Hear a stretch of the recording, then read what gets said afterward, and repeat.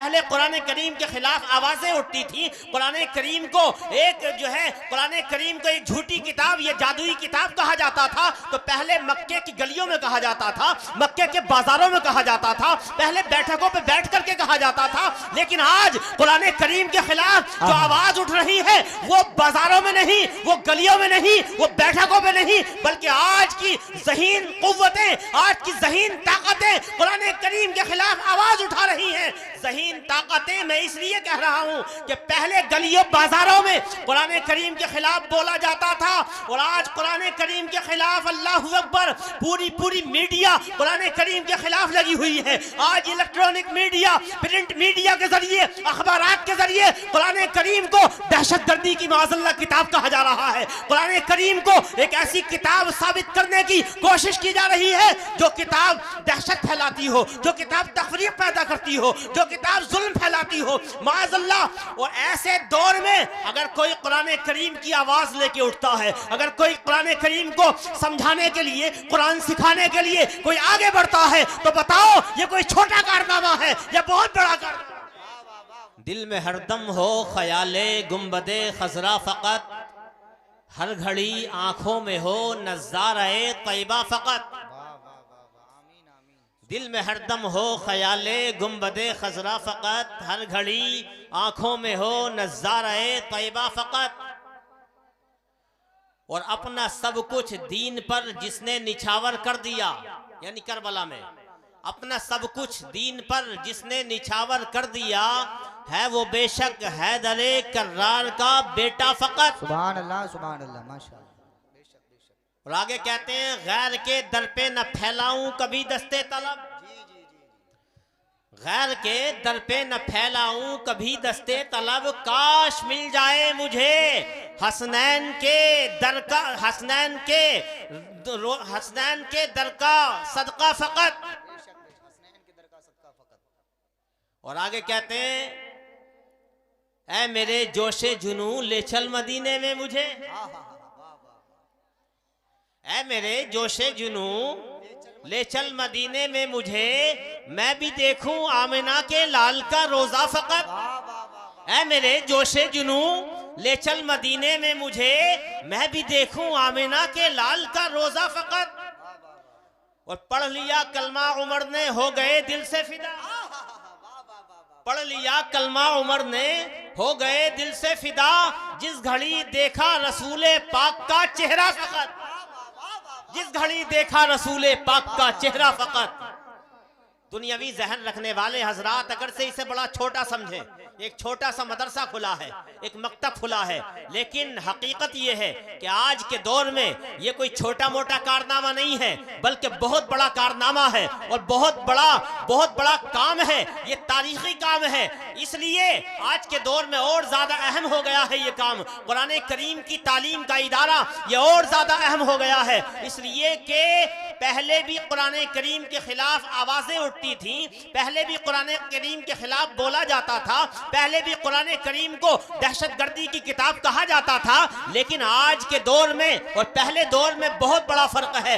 पहले कुरान करीम के खिलाफ आवाजें उठती थी, कुरान करीम को कुरान करीम को एक झूठी किताब, ये जादुई किताब कहा जाता था। तो पहले मक्के की गलियों में कहा जाता था, मक्के के बाजारों में कहा जाता था, पहले बैठकों पे बैठ करके कहा जाता था। लेकिन आज कुरान करीम के खिलाफ जो आवाज उठ रही है वो बाजारों में नहीं, वो गलियों में नहीं, वो बैठकों पे नहीं, बल्कि आज की ज़हीन कुव्वतें, आज की ज़हीन ताकतें कुरान करीम के खिलाफ आवाज उठा रही हैं। ज़हीन ताकतें मैं इसलिए कह रहा हूं कि पहले गलियों बाजारों में कुरान करीम के खिलाफ बोला जाता था और आज कुरान करीम के खिलाफ अल्लाहु अकबर पूरी मीडिया कुरान करीम के खिलाफ लगी हुई है। आज इलेक्ट्रॉनिक मीडिया, प्रिंट मीडिया के जरिए, अखबारात के जरिए कुरान करीम को दहशतगर्दी की माज़अल्लाह किताब कहा जा रहा है। कुरान करीम को एक ऐसी किताब साबित करने की कोशिश की जा रही है जो किताब दहशत फैलाती हो, जो किताब तफरीक पैदा करती हो, जो किताब जुल्म फैलाती हो, माज़अल्लाह। और ऐसे दौर में अगर कोई कुरान करीम की आवाज लेके उठता है, अगर कोई कुरान करीम को समझाने के लिए, कुरान सिखाने के लिए कोई आगे बढ़ता है, तो बताओ ये कोई छोटा कारनामा है या बहुत बड़ा कारनामा?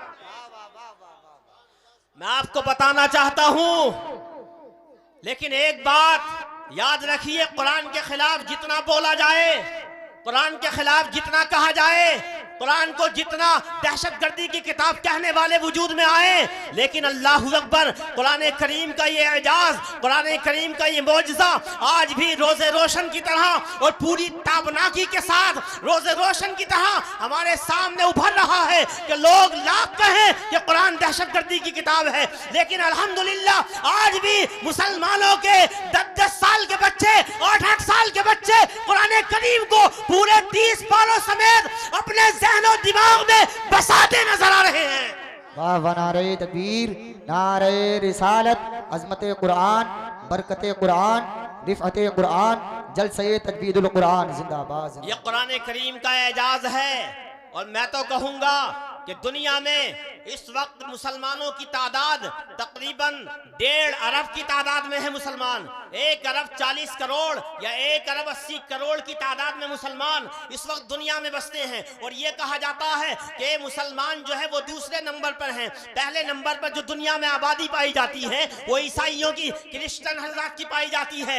और क्रिश्चियन हजरात के पास जो किताब है वो तौरात है, जिसे आज वो इंजील है, जिसे आज वो जो है बाइबल कहते हैं। ओल्ड टेस्टमेंट और न्यू टेस्टमेंट और बाइबल को मिला लिया जाए तो वो ज़खामत जो है उसकी वो कुरान करीम के बराबर हो जाती है, बराबर हो जाती है। अब मैं कुरान करीम का एजाज आपको बताऊं कि पूरी दुनिया में वो ये कहते हैं कि हम सबसे ज्यादा हैं, मुसलमान हमसे कम हैं, उसके बावजूद मैं पूरी दुनिया के इंजील के मानने वालों को, यानी आज की बाइबल के मानने वालों को, इंजील के मानने वालों को, ओल्ड टेस्टमेंट और न्यू टेस्टमेंट के मानने वालों को, बल्कि पापा आजम को जो वेटिकन की सरजमीन पर बैठता है, मैं चैलेंज करके कहता हूं कि तुम अगर से सबसे बड़ी तादाद में हो, लेकिन पूरी दुनिया से, अपनी पूरी बिरादरी से एक ऐसा बंदा नहीं ला सकते जो पूरी इंजील को ज़बानी पढ़ करके सुना दे। लेकिन ये कुरान का एजाज है। 1 नहीं, 2 नहीं, 10 नहीं, 20 नहीं, 1000 नहीं, 2000 नहीं, 3000 नहीं, 10,000 नहीं, 1 लाख नहीं, बल्कि मैं तो कहता हूं कसम खुदा की, अगर दुनिया के पैमाने पर देखा जाए तो करोड़ों से ज्यादा ऐसे 10-10 साल के हाफिज मिल जाएंगे जो पूरे कुरान करीम को एक बैठक में 30 पारों समेत सुनाते नजर आएंगे। ये कुरान करीम का एजाज है। और क्यों ना हो, दुनिया की जितनी किताबें हैं, दूसरे मज़ाहिब की किताबें, उन्हें तख्तियों पे लिखा जाता है, कागजों पे लिखा जाता है, प्रेसों में छपती हैं वो किताबें, उन्हें मिटाया जा सकता है, खत्म किया जा सकता है, तब्दीलियां उनके दरमियान उनके अंदर की जा सकती हैं, लेकिन कुरान करीम को मिटाया नहीं जा सकता, कुरान करीम को खत्म नहीं किया जा सकता, कुरान करीम के अंदर तब्दीलियां नहीं की जा सकती, कुरान करीम के अंदर कोई चेंजिंग, कोई अल्टरेशन नहीं किया जा सकता। क्यों? इसलिए कि कुरान करीम सिर्फ कागजों पे नहीं लिखा जाता, कुरान करीम सिर्फ प्रेसों में नहीं छपता, कुरान करीम जो है वो सिर्फ तख्तियों पे नहीं लिखा जाता, बल्कि अल्लाह ने एक ऐसा निजाम बना दिया है, अल्लाह ने एक ऐसा निजाम जारी किया है कि कुरान करीम को अल्लाह ने हाफिजों के सीनों पे लिख दिया,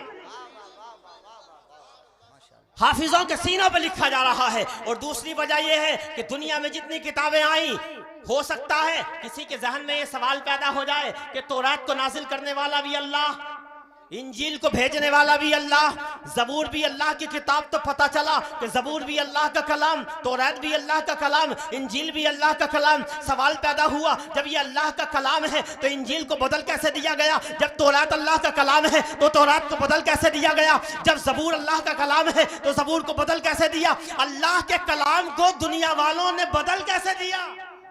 तो जवाब ये है, बात ये थी कि बदल इसलिए दिया कि दुनिया में जितनी किताबें आई हैं, चूंकि इंजील आई, तौरात आई, ज़बूर आई, अल्लाह तबारक व तआला की मशीयत में ये बात थी कि एक किताब आएगी, अगर उसे बदला जाएगा दूसरी किताब आ जाएगी, दूसरी को बदला जाएगा तीसरी आ जाएगी, एक नबी की सीरत को बदला जाएगा, जिंदगी को बदला जाएगा, दूसरा नबी आ जाएगा, दाऊद की जिंदगी को बदला जाएगा, सुलेमान आ जाएंगे, सुलेमान की जिंदगी को बदला जाएगा, कोई और नबी आ जाएगा। लेकिन जब अल्लाह ने ये फैसला किया कि अब जो किताब, जो नबी जा रहा है उसकी सीरत को नहीं बदला जा सकता, अब जो कुरान जा रहा है, अब जो किताब में नाजिल करने वाला हूं उस किताब को बदला नहीं जाएगा, उस किताब में कोई चेंजिंग नहीं होगी, उस किताब के बाद कोई और किताब नहीं आएगी। की तो अल्लाह तबारक व तआला ने उस किताब की हिफाजत का जिम्मा लिया, उस किताब की हिफाजत का जिम्मा अपने जिम्मे लिया। दुनिया के किसी दुनिया में किसी सुप्रीम कोर्ट ने या किसी भी कोर्ट ने या किसी दुनियादार ने कुरान करीम की हिफाजत का जिम्मा नहीं लिया, बल्कि अल्लाह ने खुद जिम्मा लिया। वो इरशाद फरमाया इन्ना नहनु नज़्ज़लना ज़िक्रा व इन्ना लहु लहाफ़िज़ून, कुरान करीम को हमने नाजिल किया है और हम ही इसकी हिफाजत करने वाले हैं। बेशक बेशक। नारे तकबीर, नारे रिसालत, नारे हैदरी, नारे वसीयत, जश्न दस्तारबंदी। माशाअल्लाह माशाअल्लाह। पता चल गया कि दुनिया की दूसरी किताबों की हिफाजत का जिम्मा अल्लाह ने नहीं लिया, इसलिए उन्हें बदल दिया गया। इस किताब का जिम्मा अल्लाह ने लिया, इसलिए इसे बदला नहीं जा सका और न क़यामत तक बदला जा सकेगा। कैसे? ये दावा नहीं है, मेरा दलील भी है। देख लो 1400 साल से लेकर आज तक, कसम खुदा की, कुरान करीम जैसे नाजिल हुआ था आज भी वैसा मौजूद है। कुरान करीम के न किसी ज़बर को बदला गया है, न ज़ेर को बदला गया है, न तशदीद को बदला गया है, न किसी सुकून को बदला गया है, न किसी आयत को बदला गया है। कुरान करीम को, कसम खुदा की, कुरान करीम के न सुकून को बदला गया है, न सकते को बदला गया है, न वक्फे को बदला गया है आज तक। बल्कि मैं तो कहता हूं कि कुरान करीम मेरे नबी के दौर में, कुरान करीम रसूल पाक के दौर में 7 क़िरातों में पढ़ा गया था। अल्लाह की कसम आज भी 7 क़िरातों में पढ़ने वाले कारी दुनिया के हर शहर में नजर आ रहे हैं। ये कुरान करीम की शान है और कुरान करीम को बदला नहीं जा सकता। कोई अल्टरेशन, कोई चेंजिंग कुरान करीम के अंदर न हुई है और न क़यामत तक हो सकेगी। मेरे अजीज दोस्तों, कुरान करीम को मिटाने की बहुत कोशिशें हुई हैं। कुरान करीम, मैंने कहा था ना कि कुरान करीम के खिलाफ आवाज आज भी उठाई गई और पहले भी उठाई गई थी। आओ मैं चंद मिनट के लिए आपको मक्के में ले चलूं। जब मक्के में कुरान करीम नाजिल हुआ, मेरे नबी के क़ल्ब अतहर पर जब कुरान करीम आया, अल्लाहु अकबर, आवाज़ें उठी। नबी को जादूगर कहा गया, कुरान करीम को जादुई किताब कहा गया। यहाँ तक के अरब के बॉर्डरों पर अबू जहल एंड कंपनी के लोग खड़े हो जाते थे, कहीं ऐसा ना हो कोई बाहर से आने वाला ताजिर कहीं इनके पास ना चला जाए, कहीं इनकी बातों में ना आ जाए, कहीं हमारे मजहब को छोड़ ना दे। ऐसा ही हुआ। एक बहुत बड़े अदीब और बहुत बड़े शायर जिनका नाम है हजरत तुफैल इब्ने आमिर दोसी, बहुत बड़े शायर थे, बहुत बड़े अदीब थे अरबी जबान के। जब वो किसी काम से मक्के में आए, खुद ही बयान करते हैं कि मैं मक्के में आया। जब आए तो अबू जहल एंड कंपनी के लोग पहुंच गए उनके पास और कहने लगे, ए तुफैल इब्ने आमिर दोसी, हम जानते हैं कि तुम बड़े समझदार आदमी हो, तुम बहुत बड़े अदीब हो, बहुत अरबी जबान की नज़ाकतों को समझने वाले हो। ए हमारे भाई, यहाँ एक आदमी आया है, यहाँ एक शख्स ने नबूवत का ऐलान किया है और तुम उसके पास मत चले जाना। वो बहुत बड़ा जादूगर है माज़अल्लाह, वो जो उसके पास चला जाता है उसी का हो जाता है। वो भाई भाई में झगड़ा गला दिया करता है, वो माँ बेटी में झगड़ा गला दिया करता है, वो जो है दोस्त को जुदा, एक दोस्त को दूसरे दोस्त से जुदा कर देता है। तुम उसके पास मत चले जाना। तो हजरत तुफैल इब्ने आमिर दोसी कहते हैं, बाद में बयान कर रहे हैं, कहते हैं कि मैंने अपने कानों में रुई ठूंस ली। जब मैं हरम शरीफ के पास से गुजरता तो कानों में रुई होती, कहीं मेरे कानों में उनकी आवाज ना आ जाए। एक दिन मैं गुजर रहा था, नमाज हो रही थी, मुसलमानों के पैगंबर नमाज पढ़ा रहे थे, मेरे कानों में रुई ठूसने के बावजूद थोड़ी सी आवाज कुरान करीम की आ गई, अल्लाह के कुरान की आ गई। फिर मैंने रुई को निकाल दिया, मेरे दिमाग में ये बात आई, मैंने सोचा मैं तो अरबी जबान की नजाकतों को समझने वाला हूँ, मैं तो अरबी जबान की लताफतों को समझने वाला हूँ, मैं तो शेर व शायरी की बारीकियों को समझने वाला हूँ। आखिर वो कौन सा कलाम है कि जो मुझे धोखा दे देगा? आखिर वो कैसा कलाम है कि जिसको मैं न समझ सकूंगा, जिसकी नजाकतों को और जिसकी लताफतों को और जिसकी बारीकियों को ये तुफैल इब्ने आमिर दोसी न समझ सके? वो कलाम कौन सा है? अल्लाहु अकबर। तुफैल इब्ने आमिर दोसी ने अपनी रूई को कानों से निकाला है और पहुंच गए हैं सरकार की बारगाह में, अल्लाह के रसूल सल्लल्लाहु अलैहि वसल्लम की बारगाह में पहुंचे। अल्लाहु अकबर। आका करीम सल्लल्लाहु अलैहि वसल्लम गालिबन सूरह ताहा की तिलावत फरमा रहे हैं। किसकी?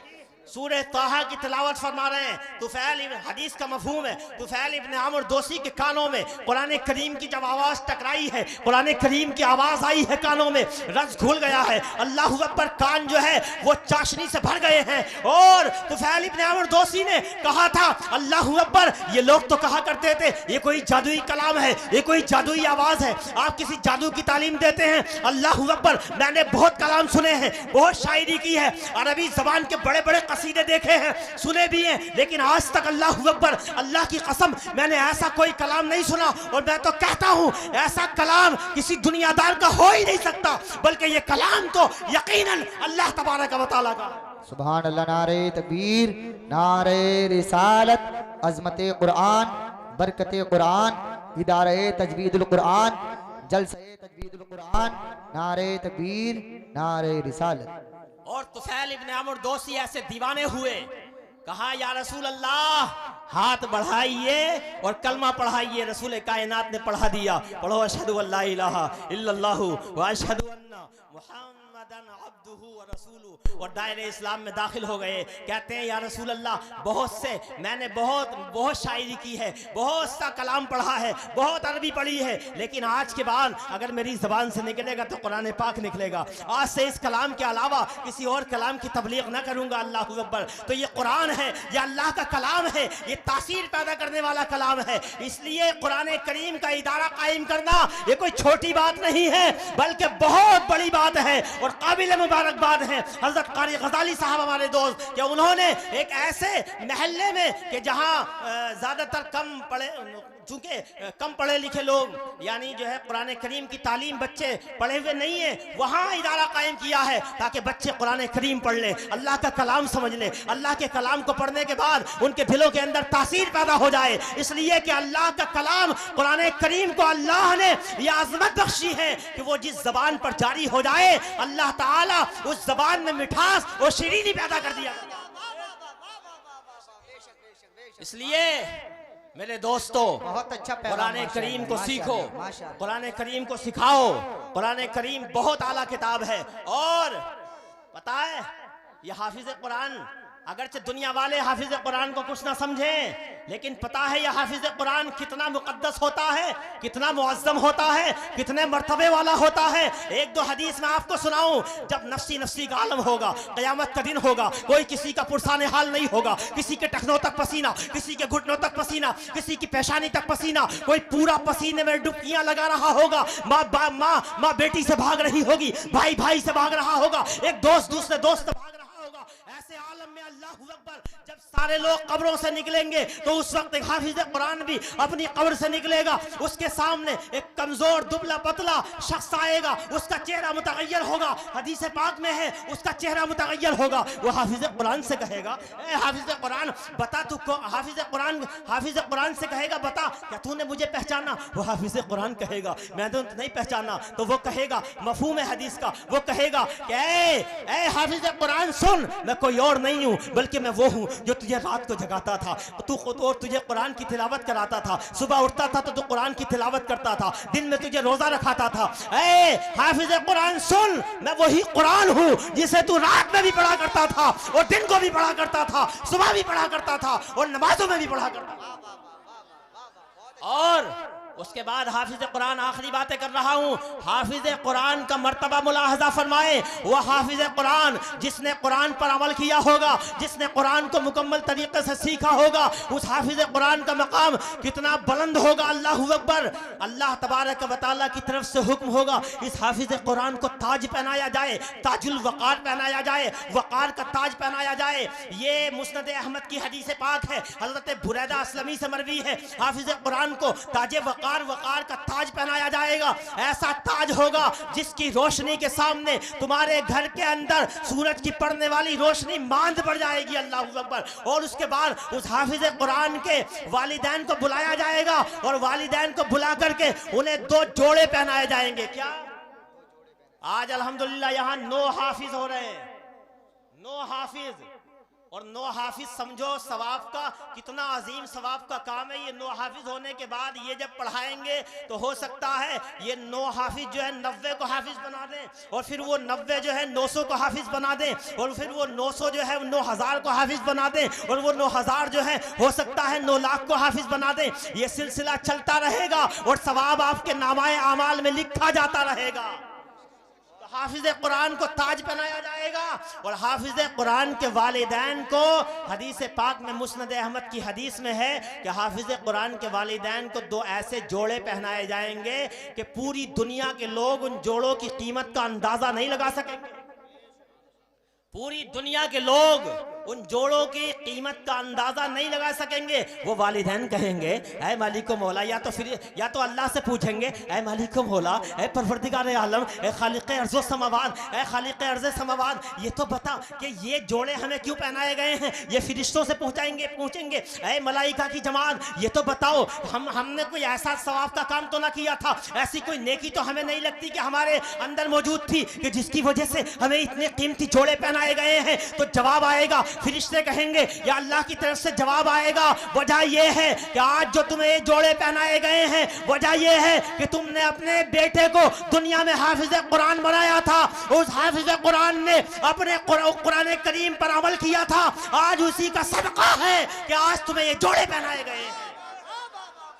हजरात, तो हाफिज कुरान होना कोई छोटी मोटी बात नहीं है, बहुत बड़े मकाम की बात है। और जो हाफिज कुरान हो जाए वो अपने आप को कमतर न समझे, वो किसी के सामने कमज़ोर न समझे, वो ये न समझे कि दुनिया का इंजीनियर है, ये फलां है, ये डॉक्टर है, मैं इससे कम हूँ। नहीं, हरगिज़ नहीं। अगरचे दुनिया में बहुत ज़्यादा ऐशो आराम न मिल सके, लेकिन आखिरत में अल्लाह अकबर पूरी दुनिया तेरे ताज पर आशाश करेगी और खुश होगी, रश करेगी पूरी दुनिया। ऐसा ताज होगा। लेकिन शर्त यह है कि हाफिज कुरान अपने कुरान पर अमल करे, कुरान करीम को समझे। अगर हाफिज कुरान बनने के बाद भी कुरान पर अमल नहीं किया, कुरान को समझा भी नहीं, अमल भी नहीं किया, नमाजें छोड़ता रहा, तब ये फजीलत हासिल नहीं होगी। अल्लाह तबारक व तआला हम सबको कुरान करीम को समझने, कुरान करीम को दूसरों को समझाने की तौफीक अता फरमाए। अल्लाह ताला हम सबको कुरान करीम पर अमल की तौफीक अता फरमाए। और एक बात और बता दूं, कुरान करीम को समझने की कोशिश ज़रूर करो।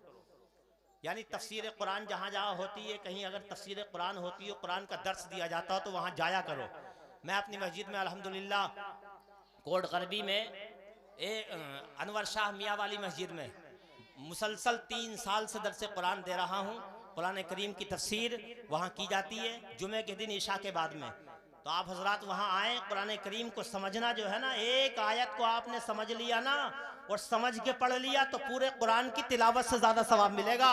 अल्लाह ताला हम सबको कुरान करीम को समझने की तौफीक अता फरमाए। वमा अलैना इल्लल बलागुल मुबीन। अस्सलामु अलैकुम व रहमतुल्लाहि व बरकातहू।